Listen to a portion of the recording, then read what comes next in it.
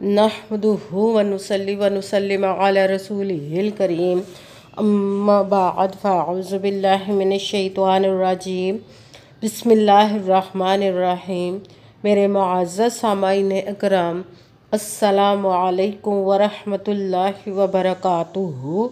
मैं अपने रब कायनात से ये दुआ करती हूँ कि मेरे जितने भी सुनने वाले हैं, रब कायनात सबको सेहतमंद, तंदुरुस्त और लंबी ज़िंदगियाँ अता फ़रमाए।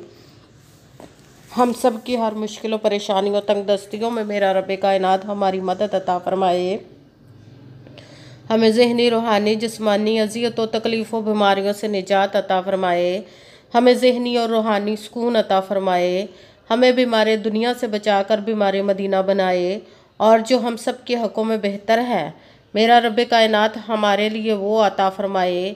और जो हमारे हक़ों में बेहतर नहीं, उसका ख्याल भी हम सब के दिलों से निकाल दे और हम सबको अपनी रज़ा पर राज़ी रहने वाला बना दे। आमीन सुमा आमीन। माशाल्लाह से आज रबीउस सानी की 29 तारीख और हफ्ते का दिन है। आज के दिन जो मैं आप लोगों के लिए वजीफ़ा लेकर आई हूँ, या कहार वस्तगफिरुल्लाह सूरत कौसर का पावरफुल मुजर्रब वजीफ़ा है, जिसको पढ़ते ही रब कायनात आपकी तकदीर को बदल देगा। आपकी सालों से रुकी हाजात जो हैं, जो पूरी नहीं हो रही, रब कायनात अपने हुक्म से वो आपकी पूरी अता फरमा देगा, जो नेक और जायज़ होंगी। आप इस वजीफ़े को, बहुत ही ख़ास पावरफुल मुजर्रब वजीफ़े को आज के दिन स्किप मत कीजिएगा, छोड़िएगा मत। जैसे वीडियो मिले फ़ौरन पढ़ लें। अगर फ़ौरन किसी मजबूरी की वजह से ना पढ़ सकें तो इस वीडियो को अपने पास सेव कर लो। जैसे ही आपको टाइम मिले तो आप इस वजीफ़े को लाजमन पढ़िएगा और पढ़ कर देखिएगा कि रब कायनात आपकी ज़िंदगी को कैसे बदलेगा। जैसे वीडियो मिले फ़ौरन पढ़ लेगा और फ़ौरन किसी मजबूरी की वजह से ना पढ़ सके तो वीडियो को अपने पास सेव कर ले। जैसे ही आपको टाइम मिले तो इस वजीफ़े को लाजमन पढ़िएगा। आप इस वजीफ़े को रब कायनात के गैबी ख़जानों से दौलत लेने के लिए पढ़ सकते हैं। आपका अपना घर नहीं, घर ख़रीदने के लिए पढ़ सकते हैं। आपके घर में लड़ाई झगड़े रहते, नचाकी परेशानी, मुफलसी, गरीबी है, उसके लिए पढ़ सकते हैं। आपकी औलाद नहीं या आपकी औलाद नाफरमान है, उसके लिए पढ़ सकते हैं। आपके घर में कोई बहुत ज़्यादा बीमार है या आप खुद बीमार हैं, उसके लिए पढ़ सकते हैं। आप इस वजीफ़े को आज के दिन, आपके पास अच्छी जॉब नहीं, जॉब लेने के लिए पढ़ सकते हैं। आपकी शादी नहीं हो रही या आपके बच्चों की शादियाँ नहीं हो रही, उसके लिए पढ़ सकते हैं। आपके ऊपर बहुत ज़्यादा कर्ज उतरने का सबब नहीं बन रहा या आपने अपनी कीमती चीज़ या पैसे किसी को दिए वापस नहीं कर रहे, उसके लिए पढ़ सकते हैं। आप इस वजीफ़े को, आपका अच्छा भला कारोबार चलता हुआ अचानक से बंद हो गया, उसके लिए पढ़ सकते हैं। आपके घर में, आपकी ज़िंदगी में सुकून नहीं, आपके कारोबार में, दौलत में, रिज़्क़ में बरकत नहीं, उसके लिए पढ़ सकते हैं। आपके ऊपर जादू टूना, बंदिश, नज़र बद, हसद, कुछ भी, उसको ख़त्म करने के लिए पढ़ सकते हैं। मतलब किसी भी मकसद, किसी भी हाजत, किसी भी मुराद के लिए पढ़ सकते हैं। मगर जब पढ़ने लगे तो रब कायनात की ज़ाते पाक पर यकीन कामिल रख के पढ़ना है। कहते हैं कि यकीन कामिल होता है, पीर कामिल नहीं होता। और अच्छी नीयत रख के पढ़िएगा कि रब कायनात कुरान पाक में इरशाद फरमाता है, इन्नमल अमालु बिन्नियात, कि जो अमलों का दारोमदार होता है वो नीयतों पर होता है। अगर हमारी नीयत अच्छी है तो हमारा अमल भी अच्छा होता है, और अगर हमारी नीयत अच्छी नहीं तो हमारा अमल भी अच्छा नहीं होता है। चाहे हम जितनी मर्ज़ी मेहनत कर ले, जितनी मर्ज़ी कोशिश कर ले, हमें उसका फल, उसका अजर अच्छा नहीं मिलता। इसलिए अच्छी नीयत रख के, पुख्ता यकीन रख के, और 5 वक्त की नमाज की पाबंदी लाजमन रखिएगा। फिर इस वजीफ़े को कीजिए। अगर वजीफ़ा करते वक्त आपके दिलों में, जहनों में ऐसा वसवसा नहीं आना चाहिए कि हम ये अमल कर रहे हैं, पता नहीं हमारी मुराद पूरी हो या ना हो। ऐसा हो नहीं सकता कि हम रब कायनात के किसी इसम का या कलाम पाक का वजीफ़ा पढ़े और हमें कामयाबी ना मिले। ये हमारे ईमान की कमज़ोरी, जिसकी वजह से हमें नाकामी मिलती है। आपने सिर्फ अमल करना, उसका फल, उसका अजर देना उस ज़ाते पाक का काम, क्योंकि उसकी दस्ते कुदरत से कोई चीज़ बाहर नहीं, उसके कुन कहने की देर हर फाया खून हो जाता है।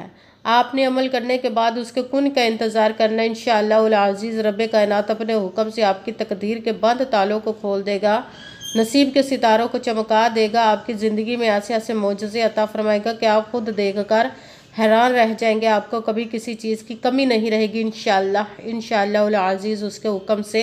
अगर वीडियो अच्छी लगे तो इसको लाइक ज़रूर कीजिएगा और आगे भी शेयर कर दीजिएगा, ताकि किसी दूसरे को हमारी वजह से फ़ायदा पहुँचे तो हमारे लिए सदका जारिया बन जाए। जो नए हैं चैनल पर, इस चैनल को सब्सक्राइब कर ले, बेल आइकन को भी दबा ले, ताकि मेरी अगली आने वाली वीडियो आप तक पहुंच सके। अगर कोई मुझसे किसी मसले के बारे में इस्ताहारा करवाना चाहते हो, किसी काम का हिसाब लगवाना चाहते हो, किसी काम के लिए वजीफ़े का पूछना चाहते हो, या कुरान पाक का ऑनलाइन पढ़ना चाहते हो, महफिल मिलादुन नबी के लिए बुलवाना चाहते हो, तो व्हाट्सअप का नंबर वीडियो पर चल रहा है, आप लोग मुझसे रब्ता कर सकते हैं। अगर मेरे भाई या बुज़ुर्ग मुझसे रब्ता करना चाहते हो तो व्हाट्सअप पर वॉइस मैसेज करके अपना मसला बता सकते हैं।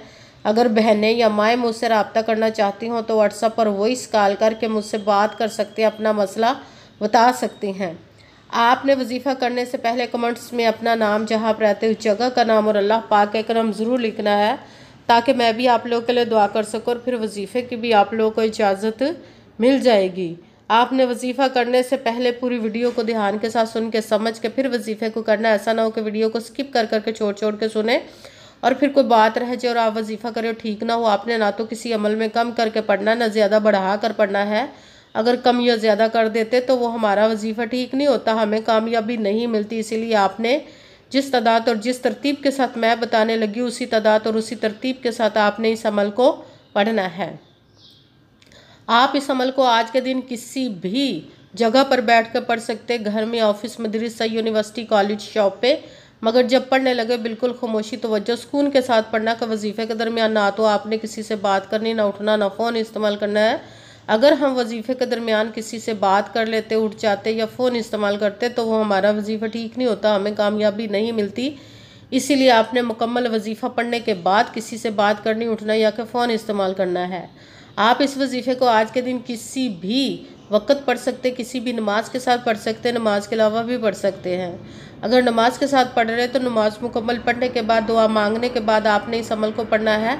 अगर नमाज के अलावा पढ़ रहे तो बावजू होकर ऐसी जगह पर बैठ कर पढ़ना जहाँ बिल्कुल खामोशी, तवज्जो, सुकून के साथ आप इस अमल को पढ़ सकें। जब अमल करने के लिए बैठ गए तो एक मरतबा आपने दुरूद पाक पढ़ना। कोई सा भी दुरूद पाक पढ़ सकते हैं, मगर दुरूद इब्राहिमी जो नमाज में पढ़ा जाता है वो वाला दुरूद पाक पढ़ ले तो ज़्यादा बेहतर, वरना कोई सा भी दुरूद पाक आप पढ़ सकते हैं।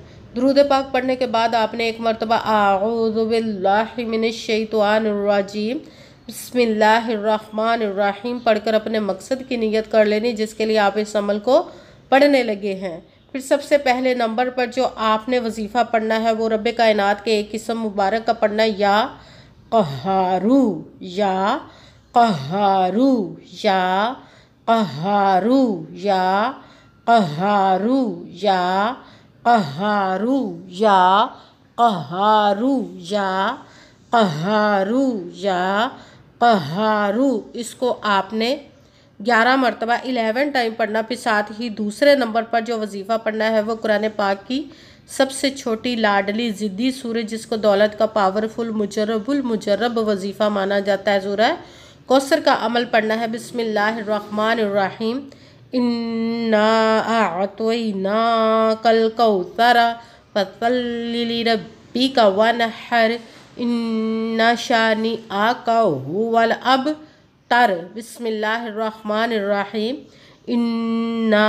अअतैनाकल कौसर फसल्लि लिरब्बिका वनहर इन्ना शानिअका हुवल अबतर। सूरह कौसर को आपने 11 मरतबा 11 टाइम पढ़ना। भी साथ तीसरे नंबर वाला वजीफ़ा जो पढ़ना है वो है अस्तगफिरुल्लाह, अस्तगफिरुल्लाह, अस्तगफिरुल्लाह, अस्तगफिरुल्लाह, अस्तगफिरुल्लाह, अस्तगफिरुल्लाह, अस्तगफिरुल्लाह, अस्तगफिरुल्लाह, अस्तगफिरुल्लाह। इसको भी आपने 11 मरतबा 11 टाइम ही पढ़ना है।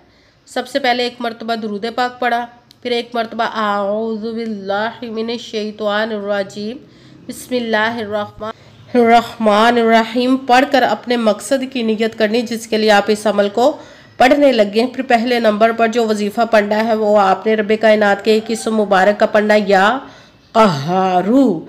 इसको आपने 11 मरतबा 11 टाइम पढ़ना। फिर दूसरे नंबर पर जो वजीफ़ा पढ़ना है वो बिस्मिल्लाहिर्रहमानिर्रहीम इन्ना अअतैनाकल कौसर फसल्लि लिरब्बिका वनहर इन्ना शानिअका हुवल अबतर। सूरह कौसर को 11 मरतबा 11 टाइम पढ़ना। भी साथ तीसरे नंबर वाला जो वजीफ़ा पढ़ना है वो है अस्तगफिरुल्लाह इसको भी आपने 11 मरतबा 11 टाइम ही पढ़ना। फिर वही दुरूद पाक पढ़ना जो दुरूद पाक आपने वजीफ़ा शुरू करने से पहले पढ़ा था। जब दुरूद पाक पढ़ लिया, अब आपका वजीफ़ा मुकम्मल हो गया। अब आपने दोनों हाथों को रब कायनात की बारगाह अक़दस में बुलंद कर लेना। सबसे पहले अपने गुनाहों की बख्शिश की दुआ मांगनी। फिर जिस मकसद जिस हाजत के लिए आपने इस वजीफ़े को किया उसकी खूब दुआ कीजिएगा और दुआओं में मुझे भी याद रखिएगा, मेरे लिए भी दुआ कीजिएगा। जज़ाकल्लाहु खैरा। जिस मकसद जिस हाजत के लिए आपने इस वजीफ़े को किया, रब कायनात अपने हुक्म से, अपने प्यारे महबूब के सदका से, अपने कलाम पाक और इसमें मुबारक के सदके और इस प्यारे प्यारे माह मुबारक रबीउल सानी के सदके आपकी तमाम नेक और जायज़ हाजात को कबूल व मंजूर अता फरमाए इंशाअल्लाह, इंशाअल्लाहुल अज़ीज़ अपने हुक्म से। आमीन सुम्मा आमीन। अस्सलामु अलैकुम व रहमतुल्लाहि व बरकातुहू।